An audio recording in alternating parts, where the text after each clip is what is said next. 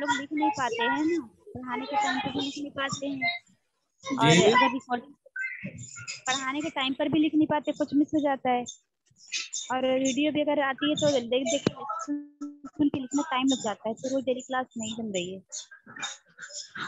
जी जी सब मुश्किल हो जाएंगी डेली क्लास। बहुत जी मुश्किल हो डेली रही है। क्लास, ये तो बात समझ में आ रही है, लेकिन ग्रुप पे आपकी गुफ्तगू हो रही थी तो उसमें मैंने ये भी महसूस किया कि क्लास लेट होती है, इसकी वजह से आप बड़ी दिक्कत होती है, और क्लास को सुनने में या जो कुछ पढ़ाया जाता है उसके सुनने में दिक्कत नींद की वजह से होती है, क्योंकि वक्त ज्यादा हो जाता है ना। जी मुफ्ती साहब, कुछ लोगों को होती है परेशानी। देखिए गुलिस्ता शेख बोल रही हैं तो नहीं, शाहीन। अच्छा शाहीन बहन, क्योंकि असल तो एम कासमी साहब करते हैं, हम लोग तो उनके अंडर में हैं, चूंकि जो मैसेज आपके ग्रुप में है किए गए, आपने अपनी लोग आप लोगों ने अपनी प्रॉब्लम्स शेयर की क्लास से मुतालिक, वो मैंने भी पढ़े, और एम कासमी साहब ने पता नहीं पढ़े या नहीं पढ़े, लेकिन मुझे बहुत शिद्दत के साथ एहसास हुआ कि भाई रोजाना क्लास बहुत मुश्किल है। तो 3 दिन तय कर लिए जाते हैं, कौन कौन से 3 दिन रहेंगे? हाँ भाई आतिफ भाई, आतिफ साहब, एक इसका तो मसला हल हो गया, लेकिन जो है ये वक्त का, क्योंकि इशा हमारे यहाँ पर जो हो रही है वो 9 पे हो रही है, हम इशा पढ़ाने के बाद आ जाते हैं, और एक आपसे पहले एक 3 मंथ वो भी है, बैच है, उसको 1.25 घंटा और उसके सवाल जवाब देकर फिर आप तक आते हैं। तो चूंकि वक्त न होने की वजह से हमारी तो मजबूरी है, लेकिन एम कासमी साहब जो हैं अगर मगरिब बाद चाहेंगे तो किसी का नज्म कर देंगे, लेकिन मैंने आपकी बात रखूंगा। बहरहाल मैंने आपसे वादा किया था और एक चीज का ख्याल भी जाहिर किया था कि कुर्बानी से मुतालिक पढ़ लिया जाए, जी और मुफ्ती साहब।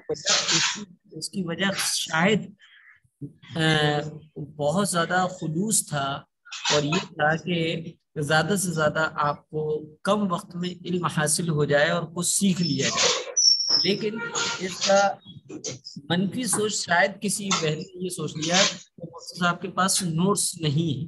भाई देखिए, नोट्स हम तैयार करते हैं और फिर उसके बाद आपको पढ़ाते हैं, और इससे ये भी सोच लिया गया कि कोई सिलेबस नहीं है, हालांकि सिलेबस हमारा जहन में खाका था कि उस खाके के मुताबिक आपको पढ़ाएंगे, लेकिन दरमियान में कोर्स में रमजान का महीना आ गया तो रमजान के मसाइल ले लिए, आप फिर सिलसिला शुरू किया था कि अकायद मसाइल सब लेके चले, लेकिन फिर ये सोचा कि कुर्बानी के मसाइल को भी जिक्र कर दिया जाए।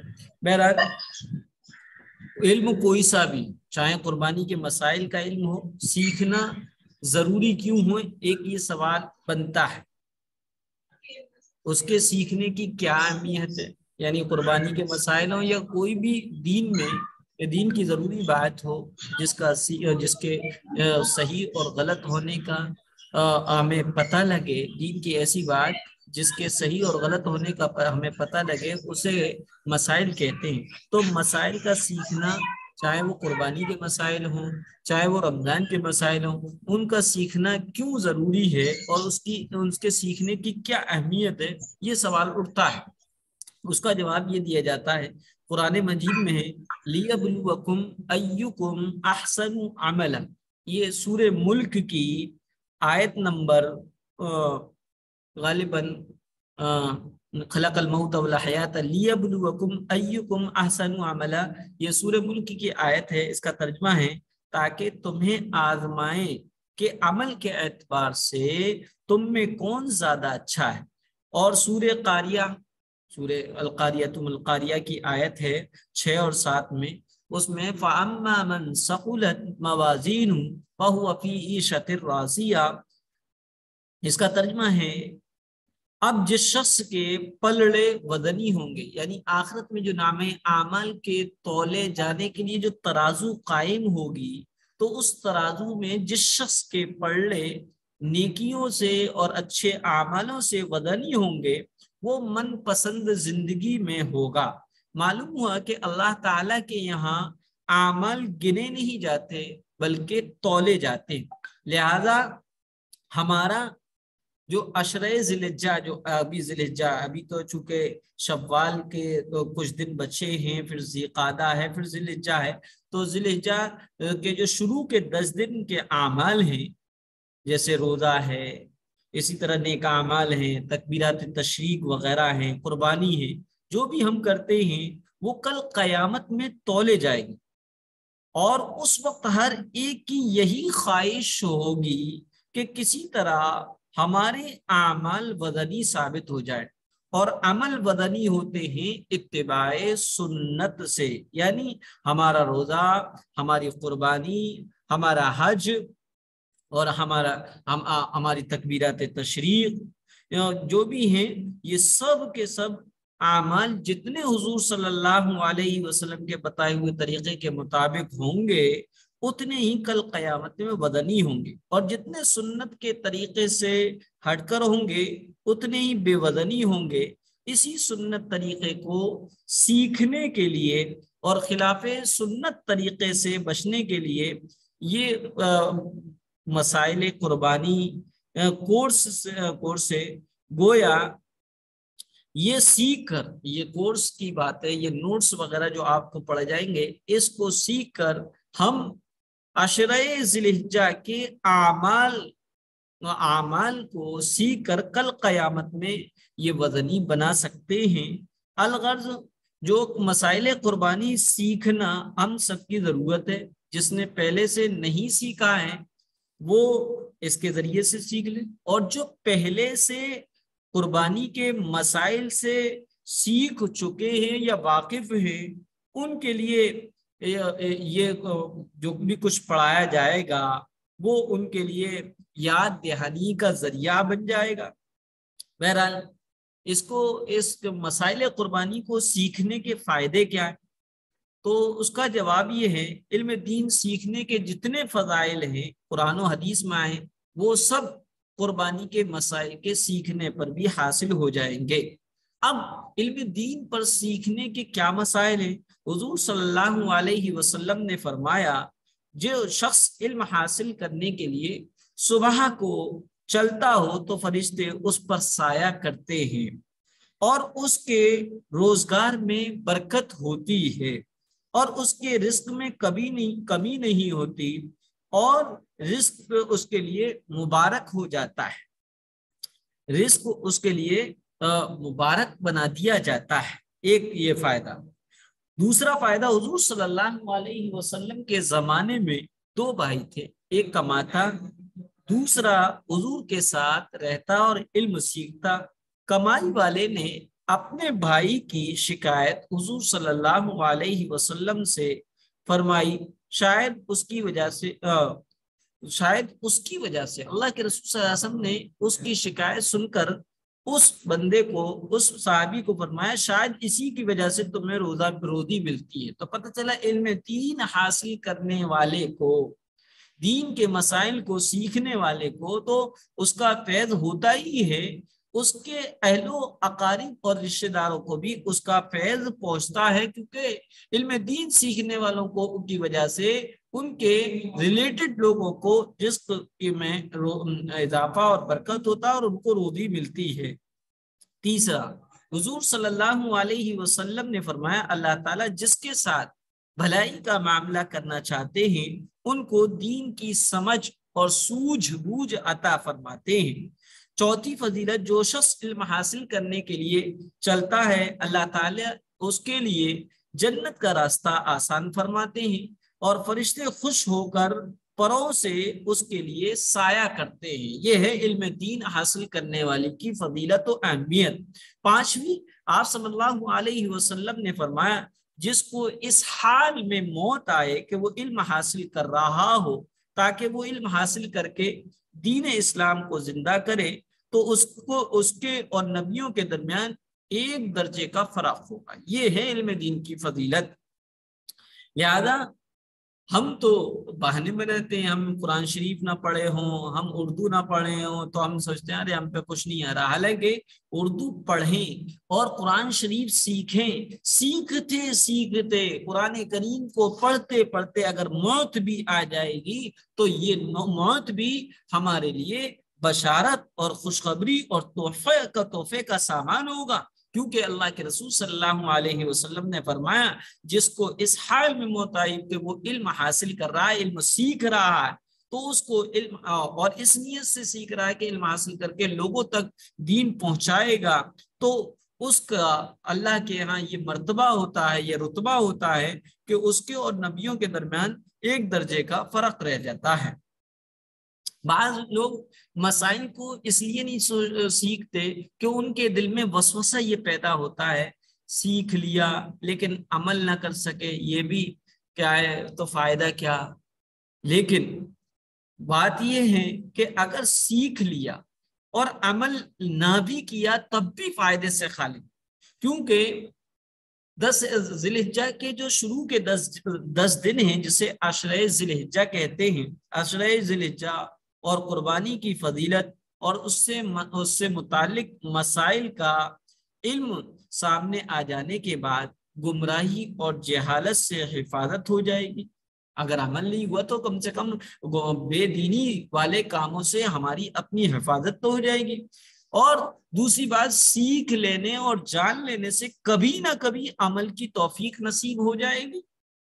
تیسرا، خود سیکھ لیا، جان لیا، خود عمل نہ کیا لیکن دوسروں کو سکھلا دیا تو بھی ثواب ملے گا. سیکھنے کے بعد عمل بھی کر لیا تو اس عمل پر جو خیر اور برکت کے وعدے وہ یقیناً پورے ہوں گے. وعدے کیا ہے؟ جب ان خیر اور برکتوں کا مشاہدہ خود عمل کرنے والوں کو اور دوسروں کو ہوگا تو اپنے یقین میں بھی اضافہ ہوگا اور دوسروں کو بھی کسی بھی عمل کی ترغیب ملے گی. اس لیے قربانی کے متعلق اسلام کی ہدایت بھی عام ہوں گی، جہالت ختم ہوگی. کتابوں سے پڑھنے اور سیکھے بغیر بھی صرف سن لینے سے یہ علم حاصل ہو جائیں گے. بہرحال کہ تو قربانی کے مسائل کی اس قدر اہمیت ہے. اب قربانی کے مسائل جو ہے، قربانی اور عشرۂ ذی الحجہ کے فضائل و مسائل اور عمل کرنے کے بعد اگر دوسروں کو سکھا بھی دیا تو سکھانے کے جتنے فضائل ہیں وہ سب نصیب ہو جائیں گے. اور فضائل یہ ہیں، حضرت ابو امامہ باہلی رضی اللہ تعالی عنہ سے روایت ہے کہ رسول اللہ صلی اللہ علیہ وسلم کے سامنے 2 آدمیوں کا ذکر کیا گیا جن میں سے ایک عابد تھا اور دوسرا عالم. رسول اللہ صلی اللہ علیہ وسلم نے ارشاد فرمایا، عالم کی فضیلت عابد پر ایسی ہے جیسی میری فضیلت تم میں سے ایک معمولی شخص پر. عالم سے مراد ڈگری ہولڈر عالم نہیں ہے، عالم سے مراد یہ دین اور شریعت کا جاننے والا، اور دین و شریعت کا جتنا علم اس کو ہے وہ اتنا اس علم کا عالم ہے. اور اس کی فضیلت کیا مل گئی؟ اللہ کے رسول صلی اللہ علیہ وسلم نے فرمایا ایک عالم کی فضیلت ایک عابد پر ایسی ہی ہے جیسے میری فضیلت تم میں سے ایک معمولی شخص پر. اس کے بعد نبی کریم صلی اللہ علیہ وسلم نے ارشاد فرمایا، لوگوں کو بھلائی سکھلانے والے پر اللہ تعالیٰ، ان کے فرشتے اور زمین کی تمام مخلوقات یہاں تک کہ چیونٹیاں اپنے بل میں اور مچھلیاں پانی میں اپنے انداز میں رحمت بھیجتی ہیں اور دعائیں کرتی ہیں. یہ فضیلت ہے اس دوسروں کو علم دین سکھلانے کی. اسی طریقے سے دوسری روایت حضرت ابو ہریرہ رضی اللہ تعالیٰ عنہ فرماتے ہیں کہ رسول اللہ صلی اللہ علیہ وسلم نے ارشاد فرمایا، مومن کے مرنے کے بعد جن اعمال کا اس کو ثواب ملتا رہتا ہے ان میں ایک تو علم ہے جو کسی کو سکھایا اور پھیلایا، دوسرا نیک اور فرما بردار باشرع اور شریعت اور اسلام کے مطابق زندگی گزارنے والی اولاد جس کو چھوڑا. اور تیسرا قرآن شریف ہے کہ میراث میں اس کو چھوڑ گیا، اپنے پیچھے چھوڑ گیا. اور چوتھا مسجد ہے جو وہ اس نے اپنی لائف میں اپنی زندگی میں بنا دی ہو. اور پانچواں مسافر خانہ سرائے وغیرہ بنا دیا ہو جس کو لوگ اس سے فیض اٹھا رہے ہوں. چھٹا نہر ہے، نہر کوئی کھدوا دی، سمر کھدوا دیا، ٹیوب ویل لگوا دیا یا کچھ اور نل وغیرہ لگوا دیا جس کو اس نے اپنی زندگی میں یہ کام کیا ہو. تو یہ ساتوں چیز اسی طرح چھٹی ساتواں وہ صدقہ جس کو اپنی زندگی اور صحت میں اس طرح دے گیا ہو کہ مرنے کے بعد اس کا ثواب ملتا ہے رہے. مثلا وہ کوئی جگہ وقف کر گیا، زمین دے گیا، تو اللہ تبارک و تعالی اس کے مرنے کے بعد بھی اس کا ثواب پہنچاتا رہے گا. اور اس میں سے ایک علم دین سیکھا اور دوسروں کو سکھلایا اور اس کو پھیلایا. تیسری فضیلت اللہ تعالیٰ سر سبز و شاداب کرے اس آدمی. سر سبز و شاداب کا مطلب یہ اللہ اس کو خوش رکھے، ہیپی رکھے اس آدمی کو جو ہم سے کچھ بات سنے پھر اسے آگے پہنچا دے. جیسا کہ اس کو سنا تھا بغیر کمی زیادتی کے بہت سے جیسے آدمی جس کو یہ بات اس نے پہنچائی ہے وہ زیادہ یاد رکھنے والے ہوتے ہیں، اور اس کی نسبت جس نے اس کو سنایا اس کی نسبت اس کو زیادہ یاد بھی رکھتے ہیں اور اس پر عمل بھی کرنے والے ہوتے ہیں. اب یہ سوال اٹھتا ہے کہ مسائل قربانی میں کون سے مسئلے ہوں گے، اس کا کچھ تعارف بتا دیا جائے. تو میں آپ کو یہ بتا رہا ہوں جو آپ کو مسائل کے نوٹس بنائے ہیں اس میں کچھ عنوانات ہوں گے. پہلا یہ کہ ذی الحجہ کی 10 دنوں کی فضیلت، پھر اس میں کیے جانے والے اعمال، تکبیر تشریق کے مسائل. اسی طریقے سے دوسرا نمبر ہوگا کہ قربانی کے فضائل، کس پر قربانی واجب ہے کس پر نہیں. اسی طریقے سے ہمارے شوہر یا ہمارے بھائی یا ہمارے والد منڈی میں جاتے ہیں، جانوروں کی جو منڈی ہوتی ہے، تو منڈی میں جانے سے پہلے کن باتوں کا اہتمام کرنا چاہیے، منڈی میں پہنچ کر کن باتوں کا اہتمام کریں، جانور خریدنے کے بعد سے عید کی رات تک کے کرنے کے کام، عید کے مسائل. اسی طرح جانور ذبح کرنے سے پہلے، بوقت ذبح اور ذبح کے بعد کن کن باتوں کا اہتمام کیا جائے، ان تمام تفصیلات کو آپ کے سامنے رکھا جائے گا.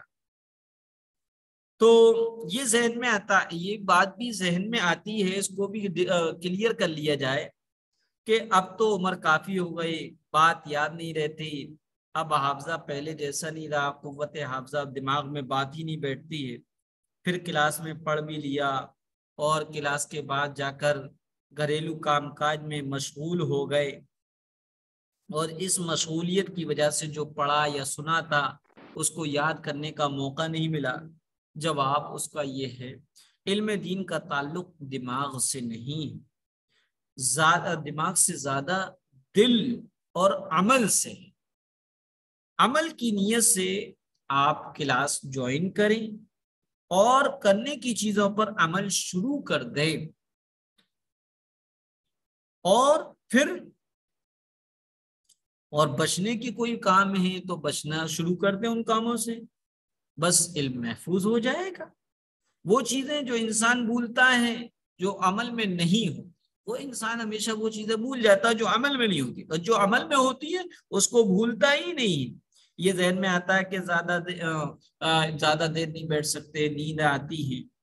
یقیناً آپ کی یہ شکایت بھی ہے، وقت بھی زیادہ ہو جاتا ہے کیونکہ آپ کی بڑی قربانیاں ہیں، آپ گھر کو مینٹین کرتی ہیں، دن بھر روٹی ہنڈیا جھاڑو پرچا برتن وغیرہ سب کرنا پڑتا ہے، لہذا آپ تھک کر چور ہو جاتی ہیں، آپ کو نیند بھی آتی ہے. یہ تمام پرابلمس ہیں. تو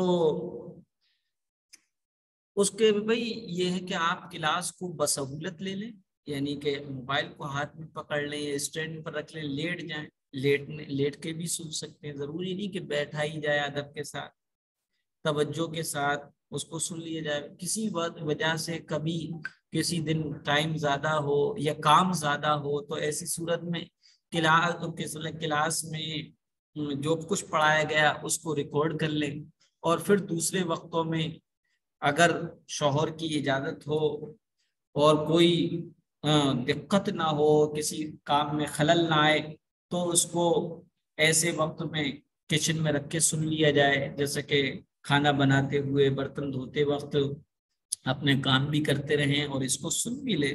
لہذا یہ تو کرنا پڑے گا. دوسری یہ کہ اگر مشغولیت کے اعتبار سے پابندی سے کلاس نہ لے سکتے ہو، مشکل ہو جائے، تو ایسی صورت میں کامل مکمل فائدہ تو پابندی سے کلاس کو لینے میں ہی ہوگا. باقی کچھ نہ ہونے سے تو بہتر ہے کہ کچھ نہ کچھ کلاس مل جائیں گے، کچھ نہ کچھ تو علم حاصل ہو جائے گا.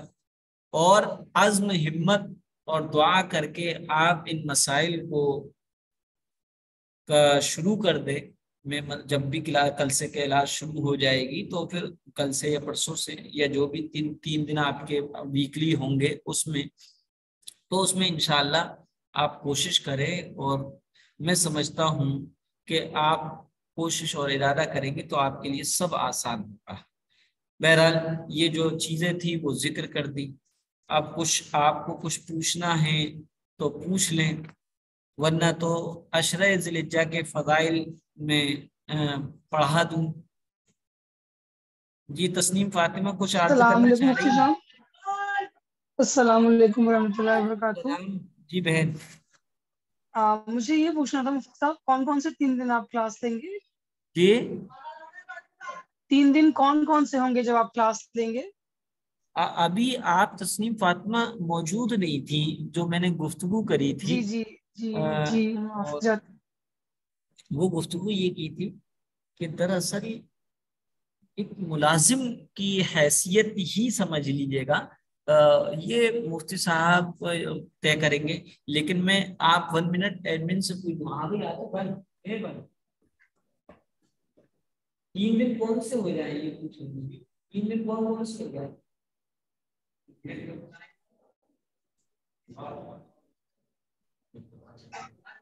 یہ کیسا منڈے، سیٹرڈے اور تھرسڈے، یعنی سوموار، جمعرات اور سنیچر، یہ کہہ رہے ہیں کیسا رہے گا؟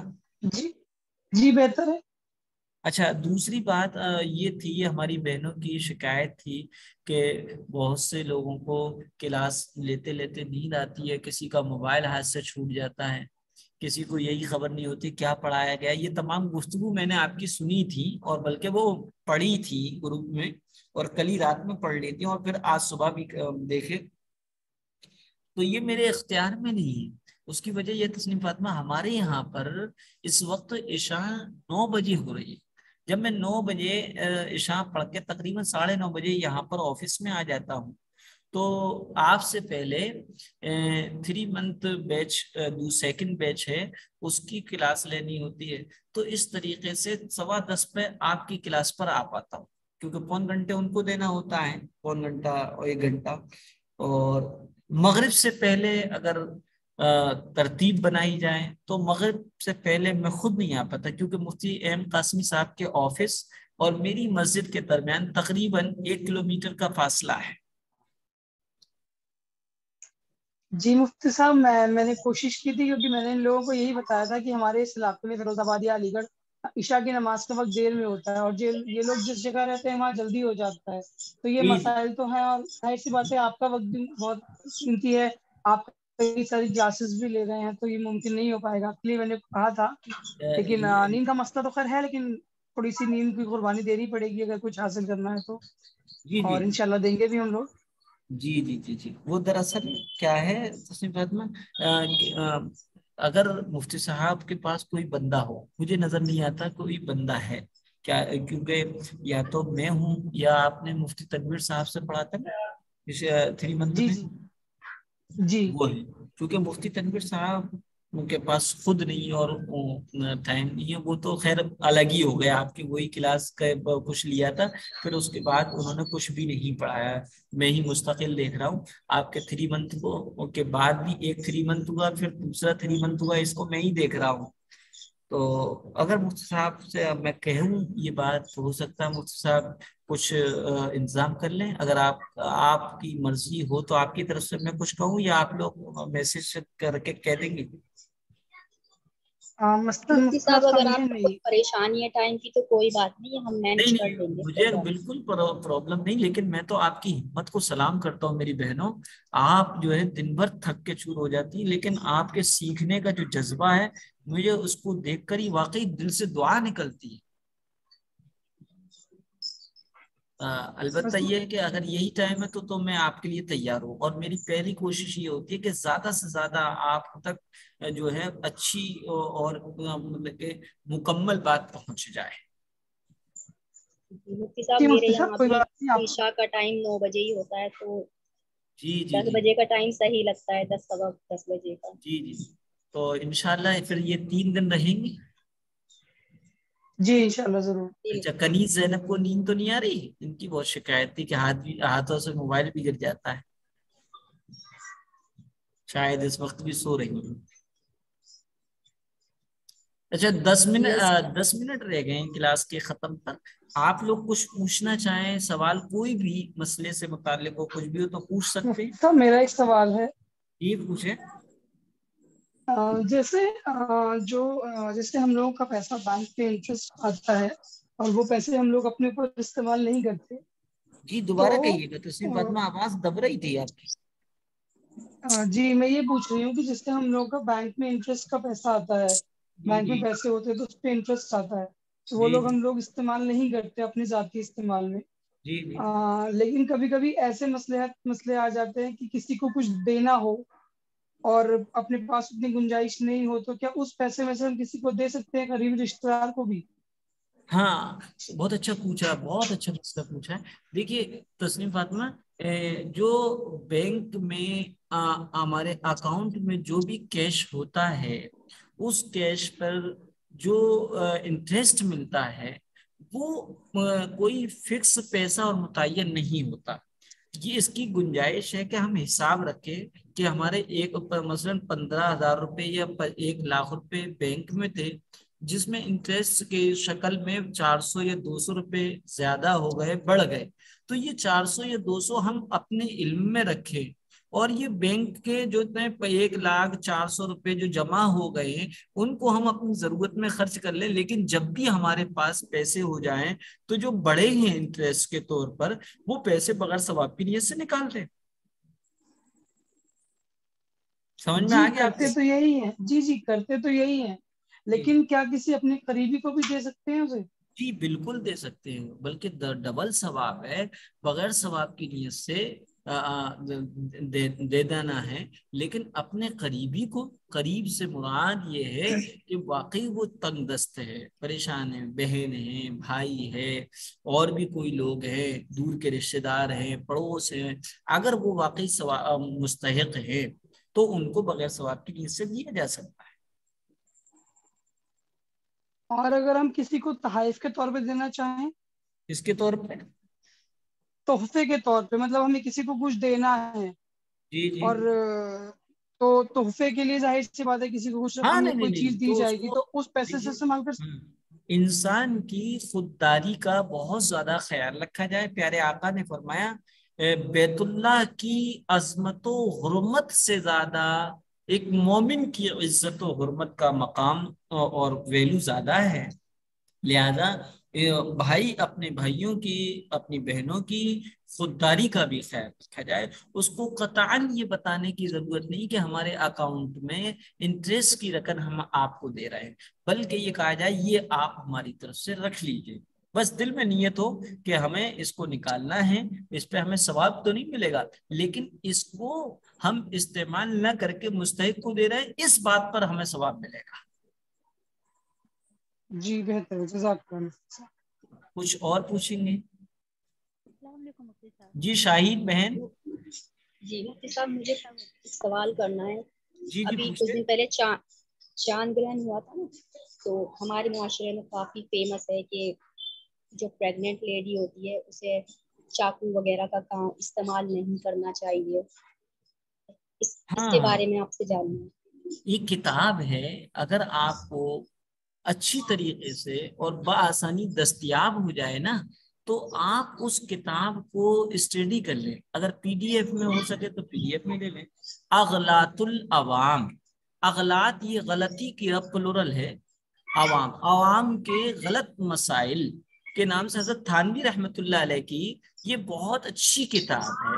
اس میں عوام کی وہ تمام غلط مسائل جو انہوں نے اور بڑے بوڑھوں سے سنتے آ رہے ہیں اس کو دین سمجھ لیا ہے، بلکہ دین نہ سمجھ کے اس کو ہوا بنا لیا ہے، اور جو ہے بدشگنی کے ہم قائل ہو گئے ہیں، وہ تمام مسائل اس کتاب میں ہیں. بہرحال یہ تو آپ کو پتہ چلا ہے، لیکن آپ نے جو مسئلہ پوچھا ایسا کوئی بھی مسئلہ نہیں. چاند گرہن ہو یا سورج گرہن ہو، لوگ یہ کہتے ہیں کہ پریگننٹ کو کوئی چاقو یا چھری یا اور قینچی استعمال نہیں کرنا چاہیے، کیونکہ اگر وہ اس حالت میں چاقو چھری استعمال کرتی تو جو بچہ پیٹ میں ہے اس کا ہونٹ کٹا ہوا ہوتا ہے. ایسا کچھ بھی نہیں استعمال کرا جا سکتا ہے، بلکہ پیارے آقا تو ان موقعوں پر اللہ کی طرف متوجہ ہوتے تھے. یعنی کہ سورج گرہن، چاند گرہن، تیز آندھی، تیز بارش آنے پر آپ خوف خدا سے لرز جاتے تھے اور اللہ کی طرف متوجہ ہوا کرتے تھے. بس اتنا تو ثابت ہے، استغفار کیا جائے. اور دوسری باتیں یہ کہ باہر نہ نکلا جائے اور چاقو چھری کو استعمال نہ کیا جائے اور طرح طرح کی باتیں، یہ سب اپنی طرف سے بنائی ہوئی ہیں. شریعت میں اس کی کوئی اصل نہیں ہے. السلام علیکم مفتی صاحب. جی اور کوئی پوچھے؟ شیخ ناگور بھی آپ پوچھئے گا. مفتی صاحب جو پچھلی کلاس ہوئی تھی ناراض ہیں کیا؟ ہلو جی گلستہ شیخ آپ کچھ پوچھ لیں. ہاں مفتی صاحب پچھلی سال جو 25 تاریخ کو کلاس ہوئی تھی نا تو اس میں برابر نیٹ ورک نہیں تھا، بار بار کٹ ہو جا رہی تھی. گلصبا خاتون ویڈیو اگر آپ بھیج دیں تو بہتر ہے. مفتی صاحب میں وہ گلستہ کہنا چاہ رہی ہیں کہ پچھلی بار جو کلاس ہوئی تھی اس کا ویڈیو اگر اپلوڈ ہو جائے، کیونکہ شاید آواز نہ آنے کی وجہ سے سن نہیں پائی تھی، اور میں بھی یہ کہنا چاہتی ہوں کہ میری کلاس مس ہو گئی تھی، تو بس ویڈیو اگر مل جائے جلدی تو بہتر ہوگا. میں حقیقت بتاؤں تو مجھے تو یہ بھی علم نہیں ہے کہ رمضانوں کی کلاسیں اپلوڈ ہو گئی، کیا آپ کے علم میں ہے؟ مفتی صاحب ساری کا تو نہیں دیکھا ہے کیونکہ رمضان میں مصروف ہو گئے تھے مطلب چیزوں میں، لیکن کافی کلاسز تو اپلوڈ ہو گئی تھی. اچھا تو پھر میں اس کی بھی کہہ دیتا ہوں ایڈمن صاحب سے کہ بھائی جو ہے وہ ویڈیو کو اپلوڈ کرا دے دیتے. جی بس جزاک. جی آپ سے تمام سے دعاؤں کی درخواست ہے، میرے لیے خاص طور پہ دعا کریں. میری اہلیہ کے پتھری السلام ہے علیکم. پتے میں اور مجھے آپریشن کرانا ہے، اور آلریڈی 4 آپریشن ہو چکے ہیں. میرے پاس 4 بچے ہیں، چاروں کے آپریشن ہوئے ہیں. اب دعا کریں اللہ تعالیٰ سب ساتھ السلام خیریت. علیکم اللہ استاد جی. تعالیٰ شفا کاملہ سے نوازے، اللہ تعالیٰ انہیں صحت آمین یاب کرے. آمین. جی شیخ ناگور بھی کچھ کہہ رہی تھی. جب سے میں بات کریں نا میں بولتے ہیں. اچھا جی کرتے ہیں. اچھا گھر میں والا ڈسٹربینس کو میں سائلنس ہی ہوں استاد جی. اچھا